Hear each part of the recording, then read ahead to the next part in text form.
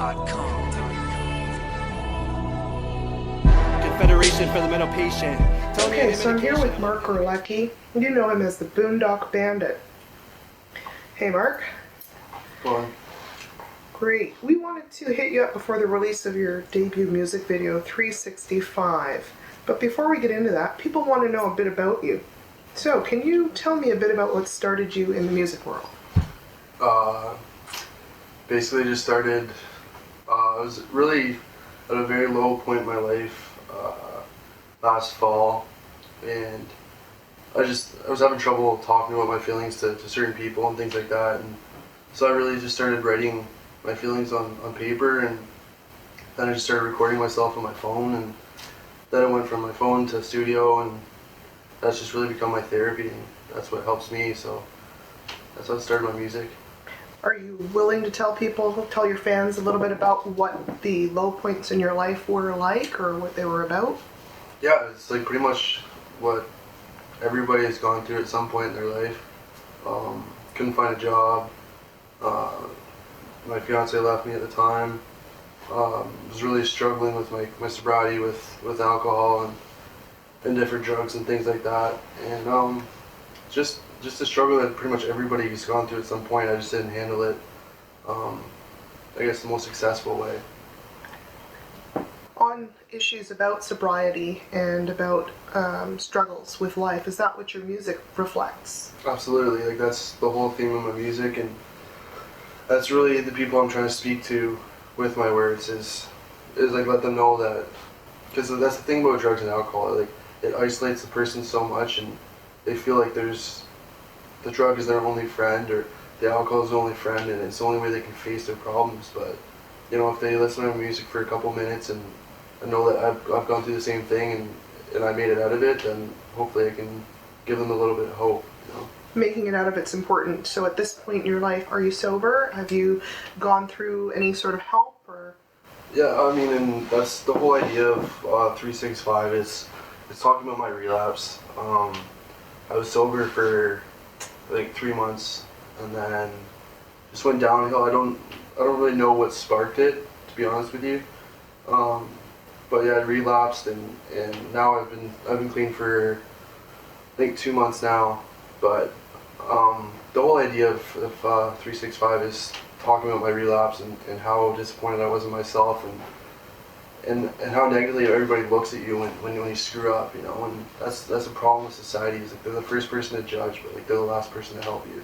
That last person to give you an attaboy. Well, we want you to know that we take very strongly your sobriety, and we're glad that you're on the right track. And if it's something that inspires you and inspires your music, it's going to inspire other people. So when we talk about inspiration, what do you think influences your music, and who inspires you with your music? The inspiration from my music is definitely the people that listen to my music, you know. If I can help, you know, as little as like maybe one kid, you know, he listens to my music and, you know, he chooses that other path instead of going down the dark road, you know. That's the inspiration. As far as people that influence it, you know, Machine Gun Kelly, his whole lyrics and his whole story, you know, is all about truth. And I think that's what's really lacking in rap music now is like the truth, you know. And so, I mean, he really talks about his problems and things like that. Macklemore, he's actually the one that inspired 365. I listened to his song Starting Over, and just totally related to it. And after I heard that song, I just pulled out a pen and paper and started writing my story. So Macklemore is definitely a huge influence for me. Well, that's awesome. That's cool. It's definitely where people, I think, find artistry. A lot of people find it in their past. You definitely have shown that your past is what sparks your music. How would you describe yourself now, do you think? Definitely a more full person. Over the last, I don't know, I guess almost 8 years now, like I've really struggled to find myself. And I think even goes past 8 years, you know, like my whole life I've struggled to find out where, you know, where does Mark live, you know, like who is Mark, like I'm trying to figure out that image that I wanted, you know. And it was hard, like growing up, always getting bullied and things like that, because you're always trying to change yourself to fit in with other people. and then they make fun of you because you're not being yourself. So it's like a no-win situation, you know. But I really think that I've developed a comfort in myself, and I think that's the key thing with my sobriety, is being happy with myself and being confident in my music, you know. And I actually have not had any bad criticism yet of my music, so I don't know how I'm going to take that, but just being comfortable in myself, I think that's the biggest step I've taken so far, and my music has definitely helped me a lot with that. So can you tell us a bit about what we might expect from your music and your upcoming video that we are looking forward to seeing? Truth, like that's the whole general idea of all my music is, that's the name of my first mixtape, was From the Country to the Heart, and that's basically what it is. I speak everything from the heart, and the video is definitely going to reach some places in myself that are pretty, what I'm looking for, like pretty deep, you know, like, and I want to share that with people that listen to my music. I want them to know that everything that I say, everything that they hear is all truth, it's all real feelings. There's no made up lyrics in my songs, you know, and I want my video to really reflect that, and hopefully it does for you guys. I think people need deep reaching these days. I think people need truth. I think people need to hear a real story. I think people need to be able to align themselves with what they hear and be able to find that somewhere out of that positiveness comes, whether they might have struggled in the past like you have, and then come out of that with something that's the beginnings of perfection for future. You know, people need to be able to hang on to something. Lots of people, I'll tell you, they use music as therapy.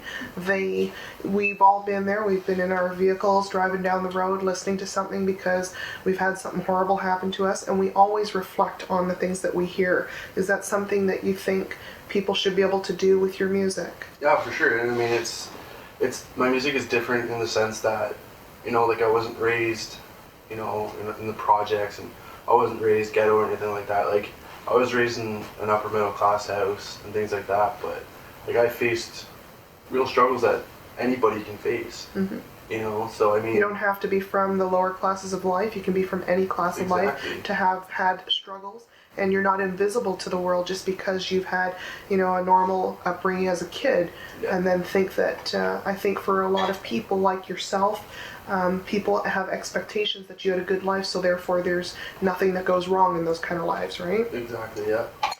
So, you know, just on that note about your past, how do you think your past contributed to your artistry? It really gave me a reason to open up, you know, so finding that creativity with like such dark things.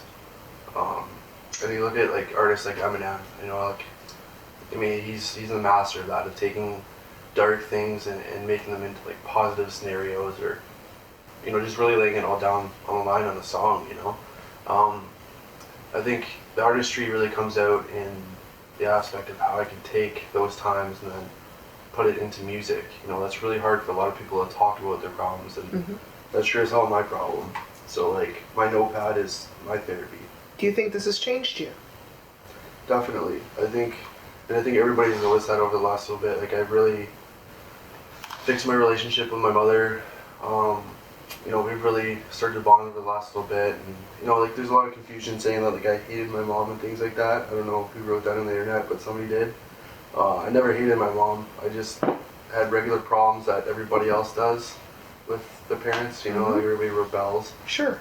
But I've spent a lot of time and a lot of energy building that relationship back up with my mom, and really understanding that my dad's not always disappointed in everything I do, you know what I mean? I was always blowing things out of proportion, so... You've been able to take a step back now and see things a bit differently, for maybe whether they were criticisms or not, or whether your family was behind you or not. You're being able to see things a lot in different eyes these days. I think I can accept more responsibility these days. That's a big word. I think that's a big part of life that a lot of people escape. I think a lot of music lets people escape responsibility, so it's kind of a great thing that your music lets people learn and lean to the fact that responsibility is a a big part of moving forward. And I think your sobriety talks about that. You can't move forward if you're not willing to admit where you've fallen and where you need help. And this is Mark Orlecki, the Boondock Bandit. We're hoping that you guys will all stay tuned, and heads up for his new video, 365. Keep it buck. rocketpro.com. Confederation for the mental patient. Telling me I need medication. I'm looking in the mirror and I'm hating what I'm facing. The world's so fast pacing. I'm just trying not to let these kids down. Trying to be a role model. But how can I be a role model with all these pills in this empty bottle? Truth is, this motherfucker's broken. Waking up each morning and not knowing which one of me's coming out. I'm losing control of my soul. It's taking me